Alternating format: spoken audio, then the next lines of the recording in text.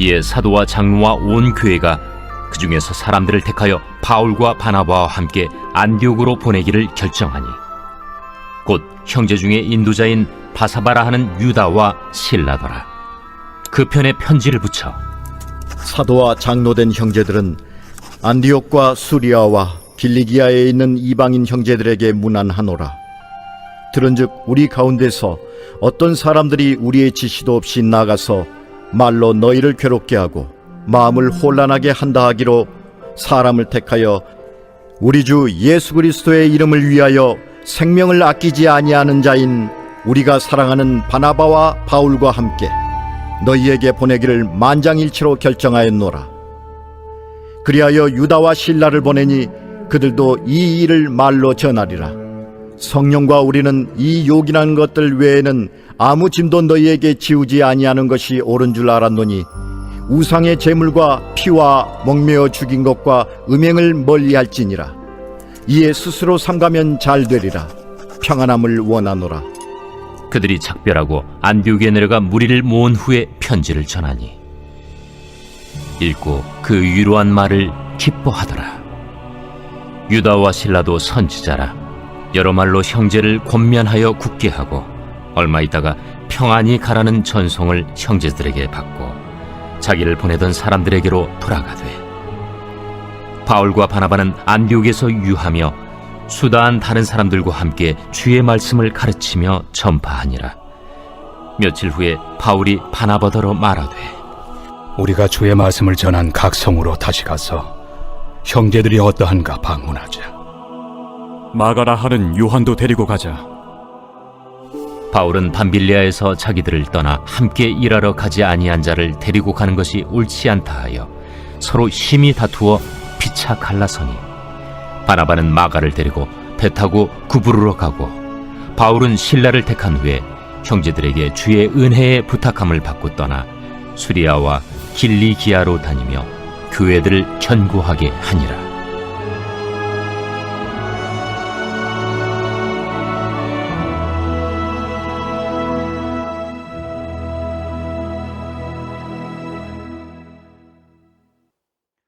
예수님의 부활 승천 후 교회가 세워졌지만 교회는 여전히 예수님의 뜻을 온전히 이해하지 못했습니다. 땅끝까지 이르러 내 증인이 되리라는 주님의 명령에 수행하기에는 믿음의 부족함이 있었습니다. 우리들 역시 믿는다고는 하지만 여전히 관습이나 편견, 아집에 얽매여 있을 때가 많이 있던 것입니다. 사도행전 15장을 보면 예루살렘 교회가 사도와 장로들이 모여 회의했다고 되어 있는데 그 이유가 바로 그리스도인들의 편견에 의한 그릇된 신앙관을 바로잡기 위함이었습니다. 공의회 의장이었던 예수님의 동생 야고보는 이방인 그리스도인도 할례를 반드시 받아야 한다는 유대인 그리스도인들에게 더 이상 이방인 그리스도인들을 괴롭게 하지 말라라는 그런 최종 판결을 내리게 됩니다. 이미 예수 그리스도 안에서 구원을 받아서 하나님의 자녀가 된 이방 그리스도인들에게 구원을 위해 필수적인 전제 조건으로 할례를 요구하는 것은 그들을 괴롭히는 범죄 행위와 같다라고 말하고 있는 것이죠.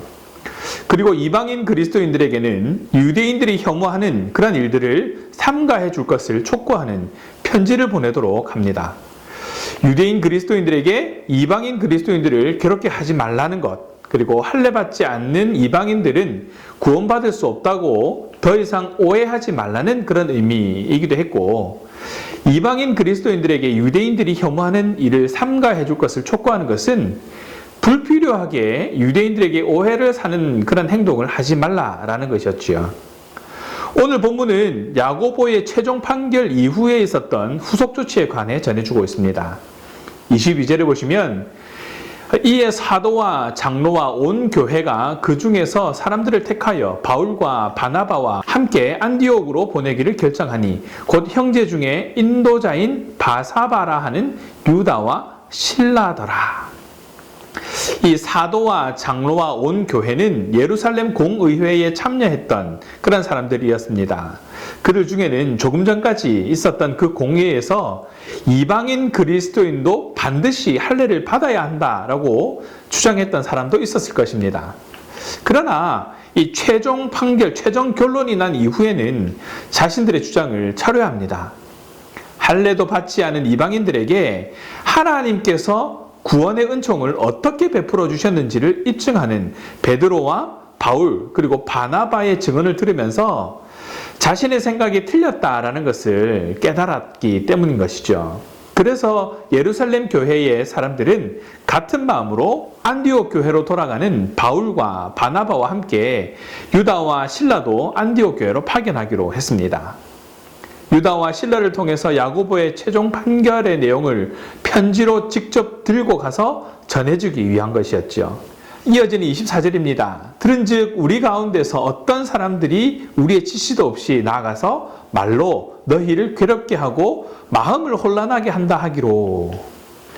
안디옥 교회는 평온하였는데 예루살렘에서 내려온 유대인 그리스도인들이 안디옥의 이방인 그리스도인들에게 할례를 받지 않으면 결코 구원을 받을 수 없다라고 거짓 가르침을 퍼뜨려서 안디옥 교회 사람들의 마음이 혼란하도록 휘저어 나왔던 것이죠.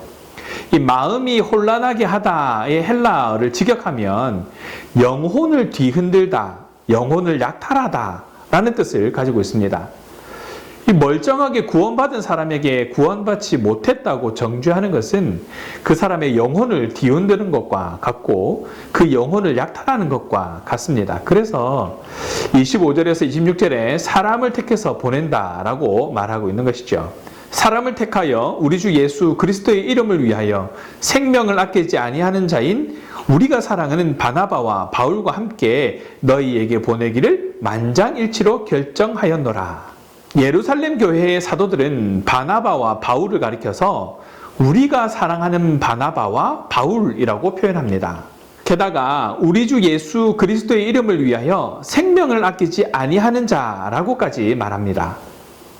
사도들이 이렇게 불렀다는 것은 바나바와 바울의 삶이 하나님 앞에서 그러하였다는 것을 말합니다. 아끼지 아니하다.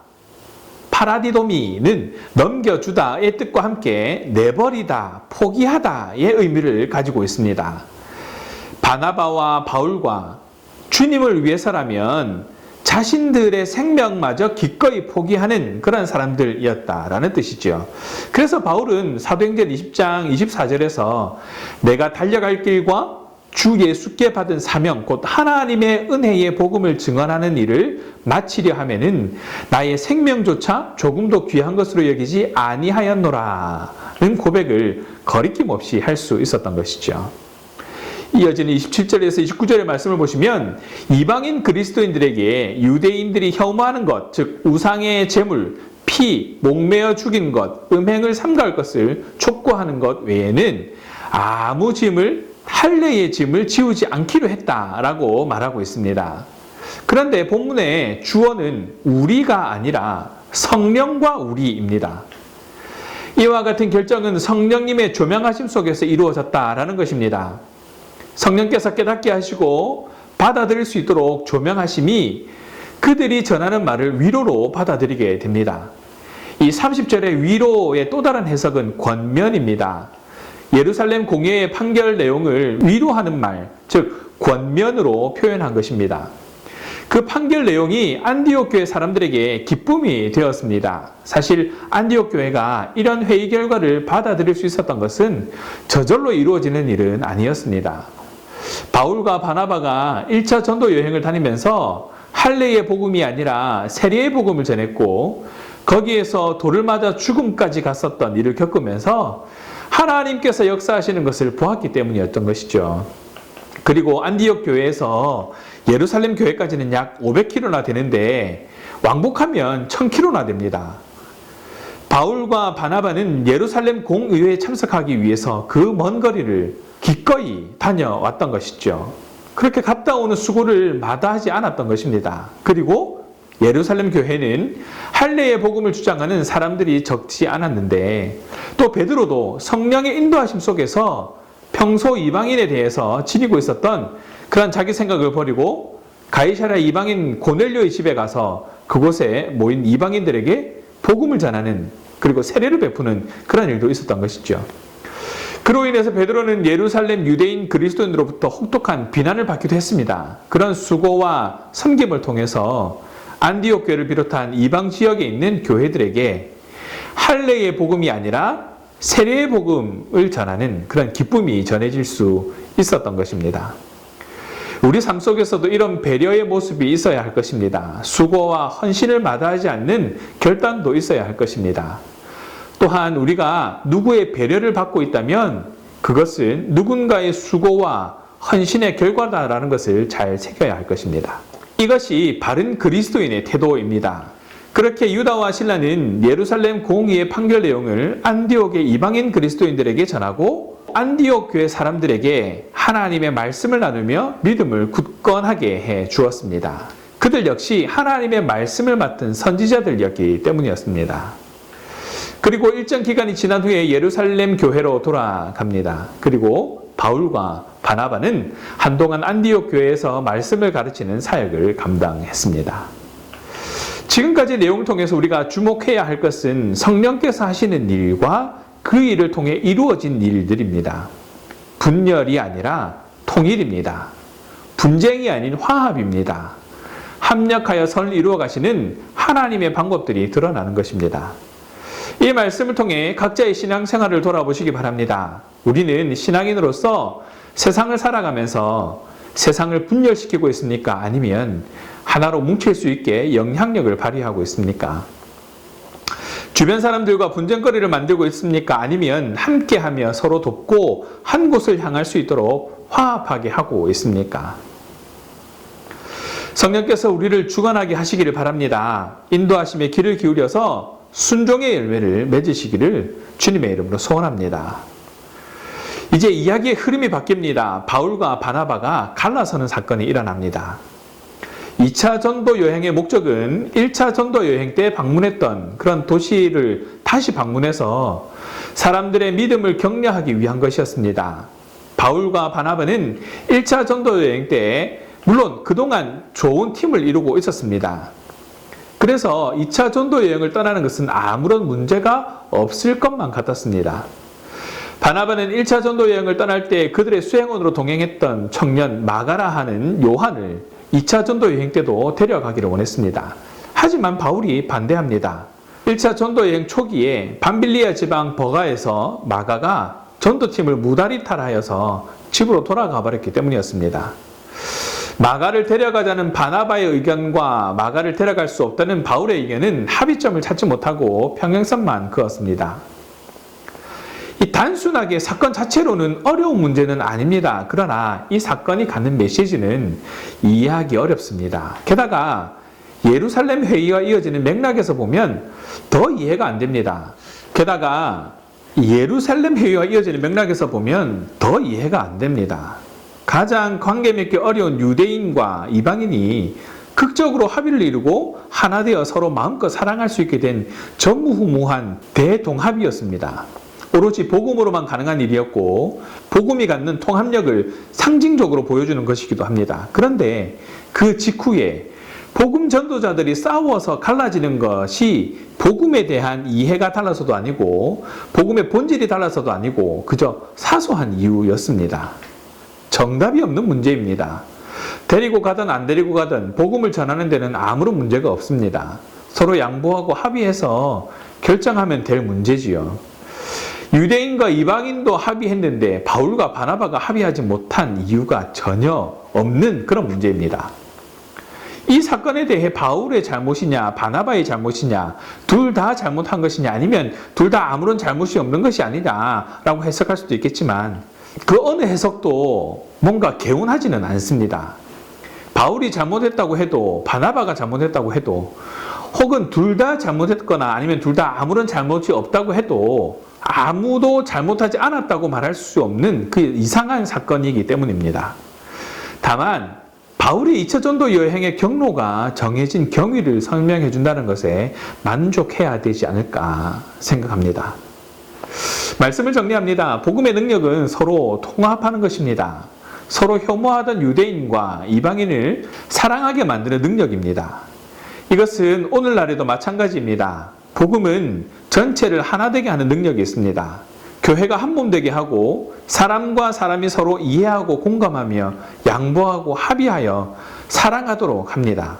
유대인에게는 율법의 폐기를, 이방인에게는 금지 항목을 제시하면서 그것이 서로에게 얼마나 큰 희생과 헌신을 뜻하는지 공감하게 했습니다. 복음이 이 결정 속에 서로에 대한 사랑이 느껴지게 한 것입니다. 그래서 서로가 헌신과 희생을 감수할 수 있었고 이런 공감과 상호 이해는 우리가 해야 할 일이지만 우리가 할 수 있는 일이 아니라 바로 복음의 능력으로 가능한 것입니다. 부활에 대한 믿음이 있었기 때문에 죽음을 감수한 사람, 자기 부정을 감수한 그 이해와 공감을 할 수 있다라는 것이죠. 그렇다면 우리의 모습을 돌아보시기 바랍니다. 내가 사랑하는 사람들에게 이해, 공감, 양보, 합의, 희생, 헌신 이런 것들을 잘 하고 있는지 돌아보시기 바랍니다. 그리고 깨닫게 하시는 대로 결단하는 그런 저와 여러분 되시기를 바랍니다. 부활의 소망을 가지고 상대를 이해하고 공감하여 품고 사랑할 수 있는 성도 되시기를 바랍니다. 바울과 바나바는 마가를 두고 서로 합의점을 찾지 못해 바나바는 사촌동생 마가와 함께 떠났고 바울은 실라와 함께 떠났습니다. 그들이 나누어졌을지라도 하나님께서는 하나의 전도팀을 두 개의 전도팀으로 만드신 것입니다. 마가도 후에 바울과 베드로 사이로 오가면서 주님을 섬겼을 뿐만 아니라 복음서 중에 첫 번째 책이라고 여겨지는 마가복음을 기록하는 주님의 증인이 되었습니다. 성령께서 하시면 또한 하나님의 큰 그림 안에서는 우리가 생각하는 한계를 넘어서 하나님께서 일하시는 것들을 볼 수 있게 됩니다. 어쩌면 우리의 부족함과 우리의 한계가 하나님의 능력을 제한하고 있는 것은 아닌지 돌아보게 됩니다. 우리가 주님 안에 있는 한, 하나님을 우리의 힘으로 여기는 한, 하나님의 은혜와 역사는 우리의 한계를 넘어서 역사하십니다. 그 하나님과 동행하는 하루하루가 되어지시기를 주님의 이름으로 축원합니다. 기도하겠습니다. 사랑의 하나님, 오늘 말씀을 통해 하나님의 뜻대로 살아갈 수 있도록 알게 하신 은혜에 감사드립니다.